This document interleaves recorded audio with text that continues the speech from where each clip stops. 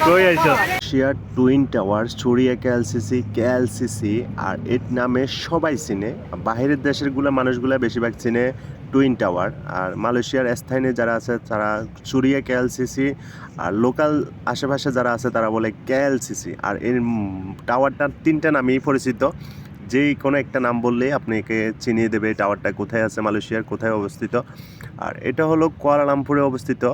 আর এটার নিচতলায় আসছি আমরা, নিচতলা থেকে এখন বাইর হয়ে যাব সামনের সাইডটাতে। আর সামনের সাইডটাতে অনেক মানুষ ভিড় করে রাতের বেলায়। তো আমরা দেখার জন্য যাব আজকে বাহিরের সাইডে। আর ভিতরে দেখুন কত মানুষজন, রাত এখন প্রায় 10টার উপরে বাজতেছে, তারপরে মনে হচ্ছে এখানে একবারে দিনের মতো মানুষজন ভিড় করে। আর আমরা এখন লিফট দিয়ে চলে যাব উপরে। উপরে যাওয়ার পরে ওইখান থেকে আরেকটা রাস্তা আছে বাইরে যাওয়ার। আমরা একদম নিচতলায় ছিলাম, নিচতলার পরে এখন আমরা তিনতলায় উঠতেছি। তিনতলা থেকে বাইরে যাব। বাইরে যাওয়ার পরে আপনাদেরকে দেখাবো বাইরের ভিউগুলা।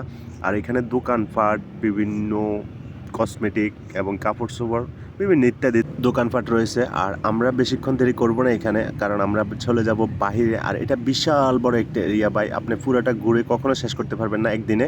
আর একদিনে একটা মানুষের পক্ষে কখনো সম্ভব না এটা ঘুরে ফিরে শেষ করার। আপনি হয়তো লিফটে উপরে একবারে উপরে ফ্লোরে যেতে পারবেন, অথবা একবারে নিচে যেতে পারবেন, মধ্যখানে যে কোনো এক জায়গায় যেতে পারবেন। এটার মধ্যে রয়েছে সিনেমা হল, খাওয়া দাওয়ার ব্যবস্থা, বিভিন্ন জায়গায়। আর এই যে টাওয়ারটার ডিজাইন দেখুন, আজকে অনেক অনেক সুন্দর একটা ডিজাইন দিছে। আর টাওয়ারটা এত কাছ থেকে আমি দেখানো সম্ভব হচ্ছে না আপনাদেরকে, অবশ্যই সামনে গিয়ে আপনাদেরকে দেখানোর চেষ্টা করব। আমি আরও সামনে চলে যাব। সামনে দেখুন ঝর্ণা আছে, তারপরে শত শত মানুষ আছে ওইখানে রাত্রের বেলা প্রচুর পরিমাণ মানুষের ভিড় করে। যখন এটা বন্ধ হয়ে যায়, এটার চতুর্পাশে রাস্তাগুলো খোলা থাকে যাতে মানুষ এদিক থেকে ওইদিকে যেতে পারে। আর এখান থেকে সব জায়গায় যাওয়ার রাস্তা আছে, এখানে ট্রেন পাওয়া যায়, বাস আছে। আপনি রাত্রেবেলা যত দূর থেকে আসেন না কেন, এখান থেকে আপনি চারিদিকে যেতে পারবেন, কোনো সমস্যা নাই। আর মালয়েশিয়াতে রাত দিন 24 ঘন্টা একই রকম চলে।